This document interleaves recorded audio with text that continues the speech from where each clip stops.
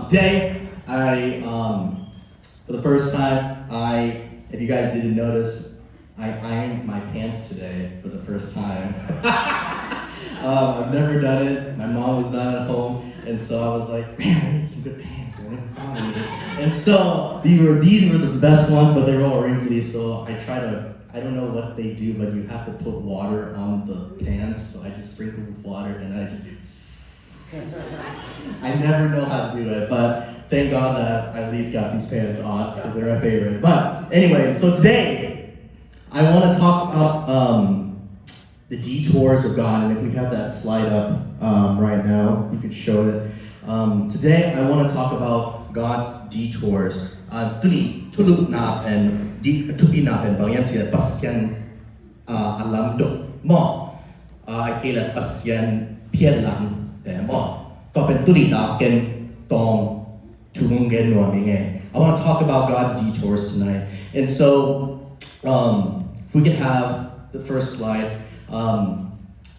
So, how many of you guys, when you're driving on the highways or when you're on the road, most of you guys see construction, right? And then on the construction, this happens to me too.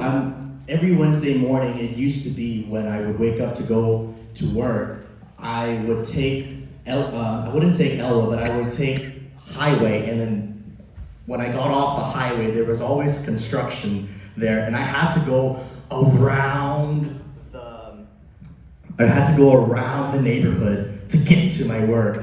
And luckily, I got there on time, but the cool thing was, there was lots of different, the neighborhood that I went through had so many different trees and plants and different beautiful views, and I could never have seen them if I never gone there. And so, number one, slide one, the reason why that God sometimes intervenes in our lives, and oftentimes when we have a path, is because the bridge we are about to cross is unsafe. Ito tinglang pipen lungwan boilo mo. Imailang in front of us we have a set path, right? We pray to God, God, this is the path that I want to take. But then He takes us to a different route, and because God can see from the end, He knows exactly how to move the paths, how to make the directions we go safe. And so slide number one, point number one, the reason why that God plants detours in our life is because the bridge we are about to cross is unsafe. And so He reroutes us in order to protect us and avoid problems or harm. When the road ahead is unsafe, it is too dangerous to proceed. So detours are necessary. There was a bridge back in 2007. There was an I-35, a Mississippi River bridge. And this bridge wasn't that big, but the bridge was unsafe, right? And in 2007, people went through that bridge, and the bridge, as they were crossing, killed 13 people and injured 145 people. There were many families that would have said, "Where's the warning sign? Where is it?" God does not always tell us that the road ahead is unsafe. Instead, He puts up a roadblock in front of us, and He tells us to trust Him. We don't know why, but He tells us to trust Him. And so without explanation, and I'm convinced that many of our detours,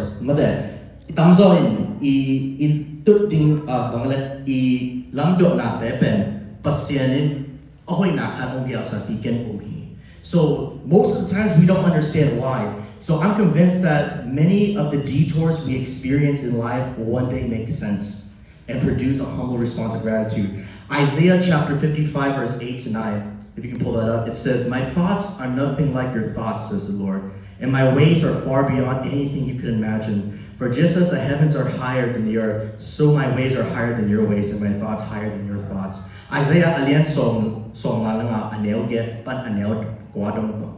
Bahangyan tila, keima nga isunate, noma nga isunatang hilowa. Keima pai ziate noma pai ziabang hilohi. Topa inchihi. Van tung pen leitung sang asang zo makbangin. Keima pai ziate zong noma pai zia sangin sang zo a. Ngay sunate zong noma ngay soon sangin asang zo ahihi pasyanin chi.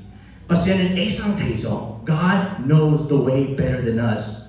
And so whenever He puts something in front of us that we don't expect, instead of our response being, why God? Instead, it should be, God, I'm trusting you in this moment. Show me where to go next.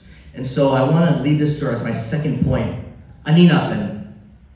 The reason why God puts detours in our life is because God wants us to see and experience things from His view. Pasyanin nate ama nunapan His view.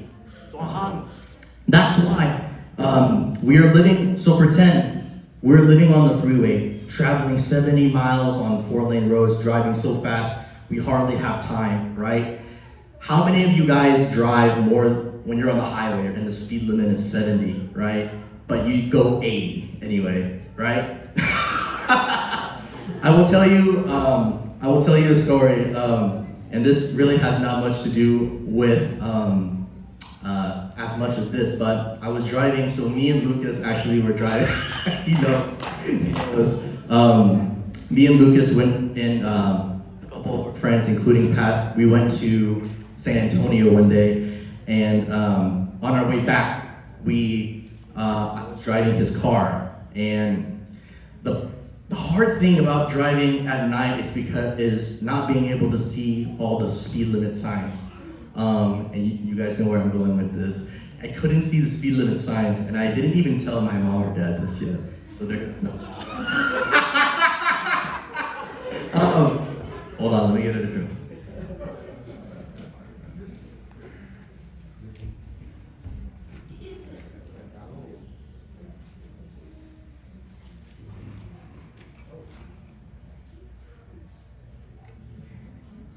No, okay.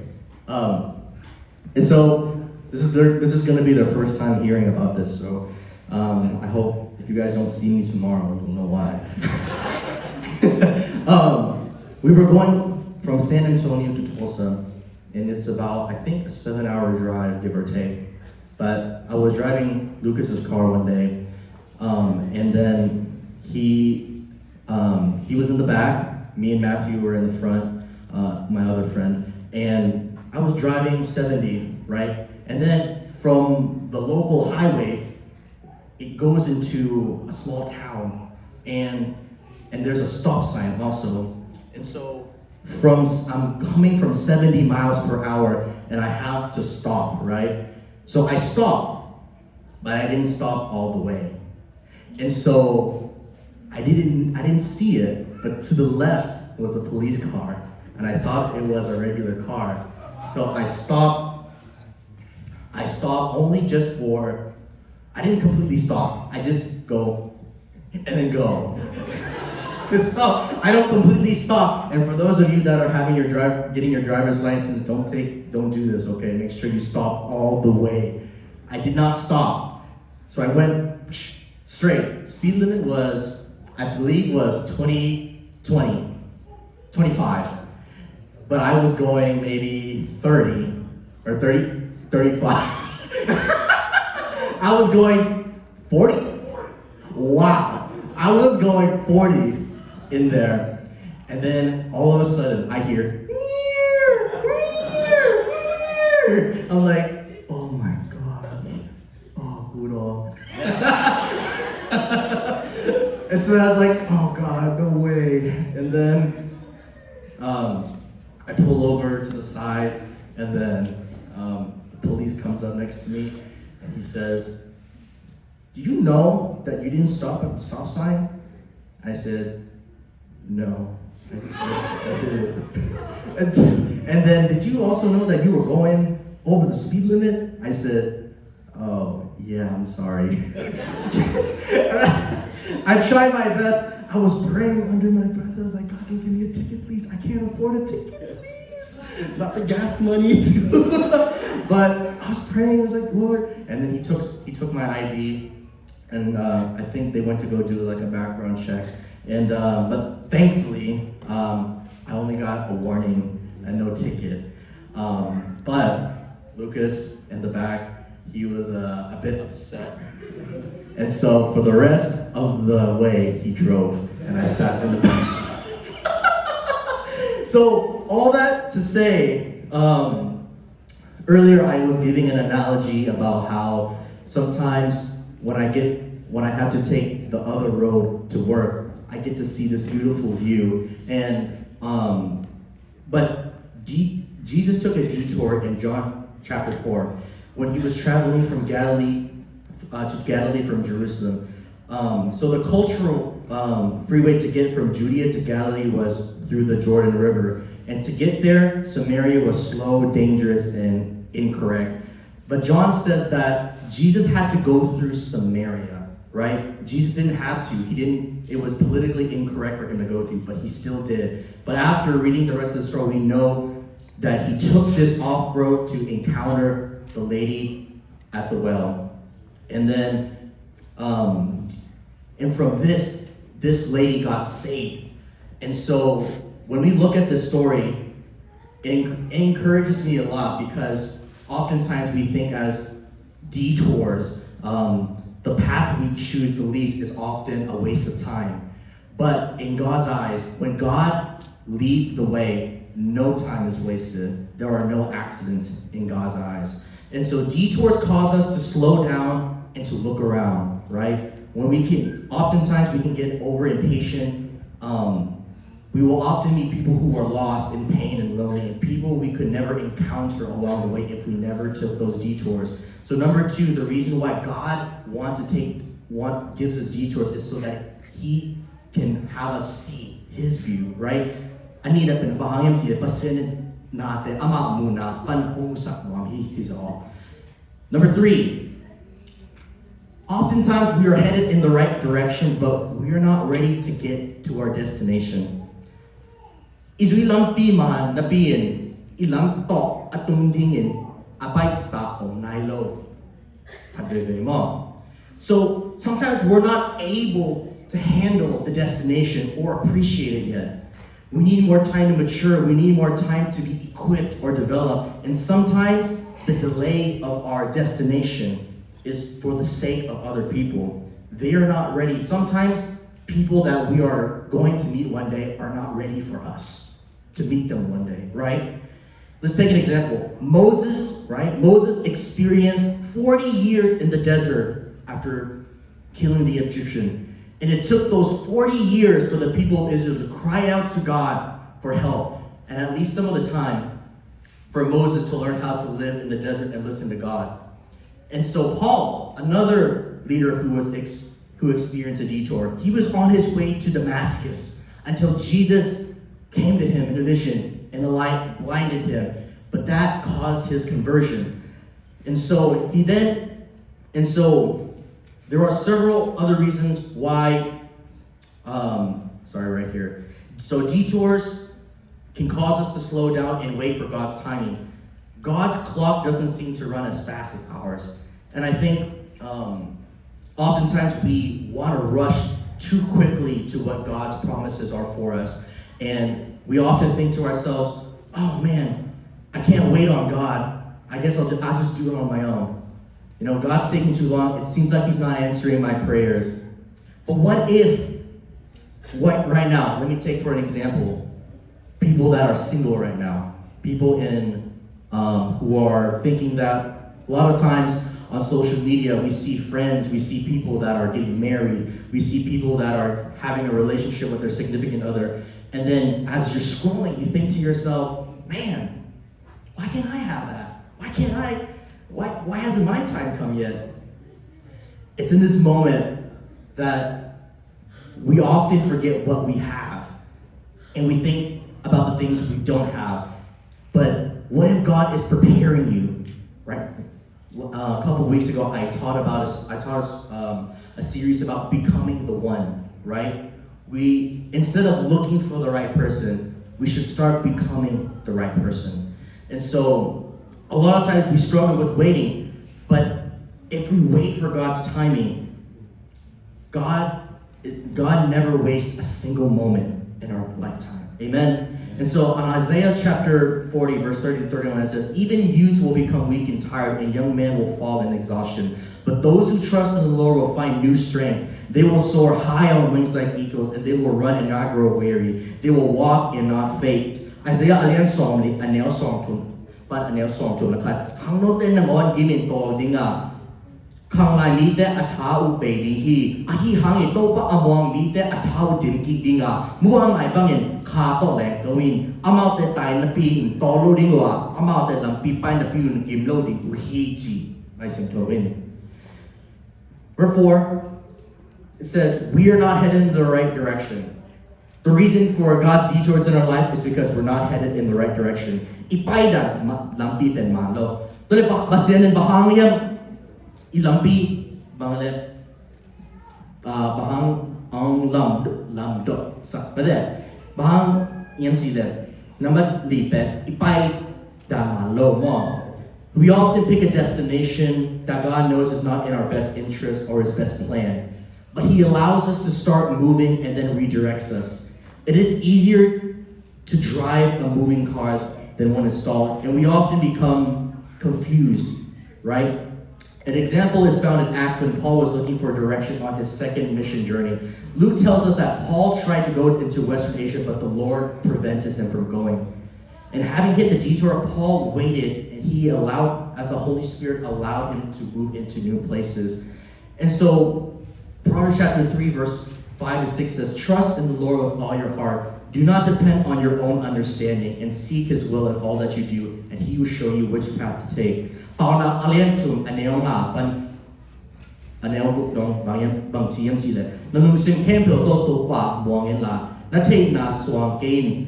Na hi na kempel ama hokin. To hi le lambi ma ama in hong lak in hi. Number 5. God wants to test and prove our willingness to follow his leadership by developing our trust and faith in his goodness. Ama hoy na umin imwan na ikan sak na to pasyanin ama makay na azwinwam takpi ihiyam chi hong sit del nuam hi. So God knows, he knows that there is coming a time along our journey when it will be very important for us to respond and obey quickly.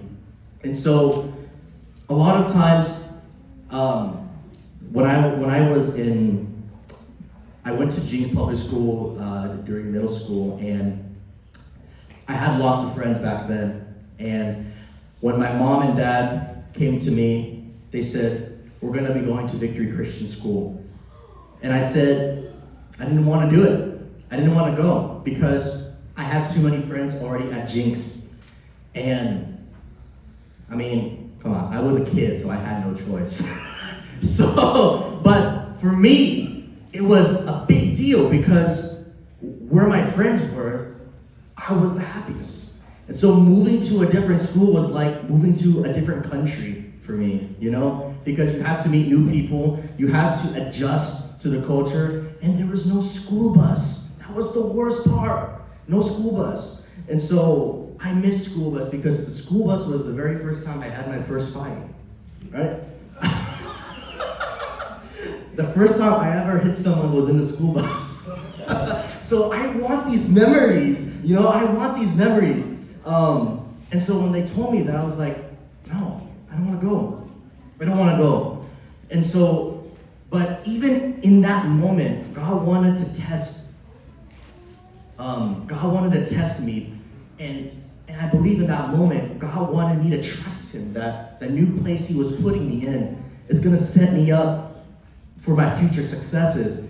And now I'm so grateful that I went through Victory Christian School because now I have friends that I still talk to after graduating high school. I have connections with Victory now. And you know, if it weren't for going through Victory, I never would have had the opportunity to play on their weekend services. I never would have had the opportunity to grow my abilities in playing the piano. Where I am right now is a testament to my mom and dad being faithful as well. And so God wants us to trust him in the process. We may not see it right now, but if we take the time to trust and say and remember that God is in this moment, then everything will work out for us. Amen. And so, Romans chapter 8, verse 13 says, "For as many as are led by the Spirit of God, they are the sons of God." And so, learning to recognize the voice of God. How do we recognize a person's voice? By continually having a relationship and speaking to that person. When your mom calls you on the phone, when your dad calls you on the phone, without even having the contact on their phone, how do you know it's them? For my dad, it's like, "Xian Bi." For my mom, it's, "Xian Bi." I can tell because I speak with them constantly. I know the tone of their voice. I know what they sound like. "Xian Bi."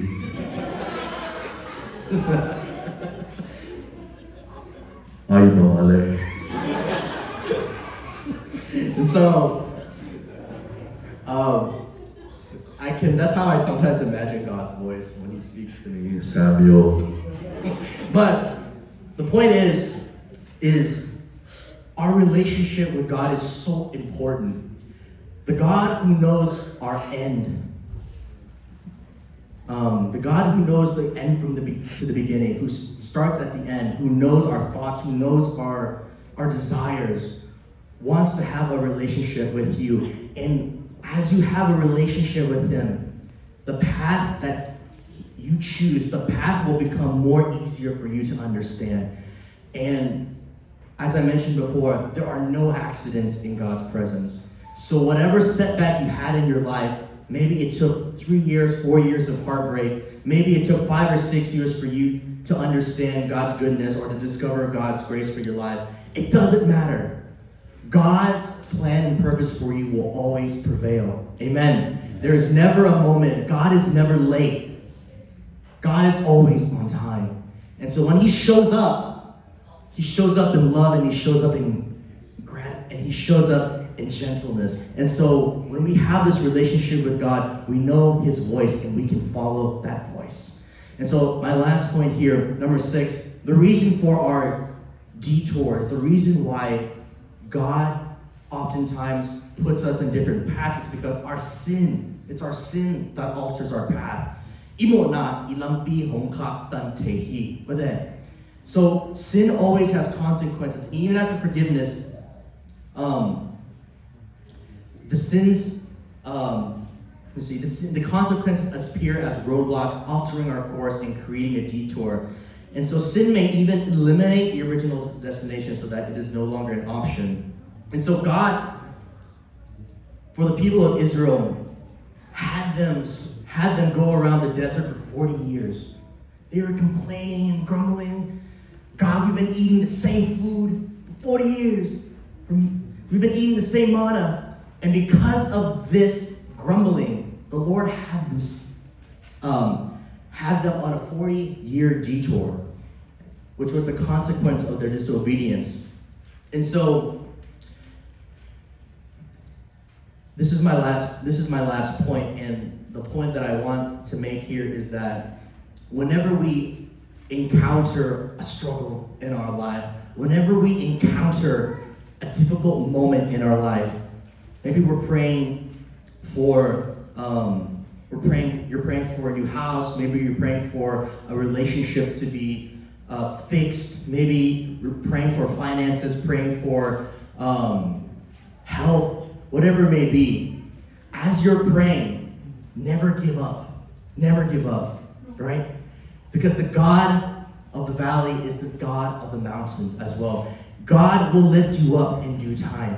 And as you're praying and as you're going through life, remember that his grace and his mercies are new for you every single morning. And so the times we see that there's a roadblock ahead of us is not an accident by God, but because that there is a purpose in front of it that God has placed. Maybe he doesn't want you in that relationship because he knows how much it'll hurt you. Maybe he doesn't want you to buy this new house because he knows that it'll put you in a worse state. Maybe it will hurt you financially. Maybe he doesn't want you to go to this place. Maybe he doesn't want you to hang out with this group of people because he knows what it'll do to you. So he stops you. He protects you.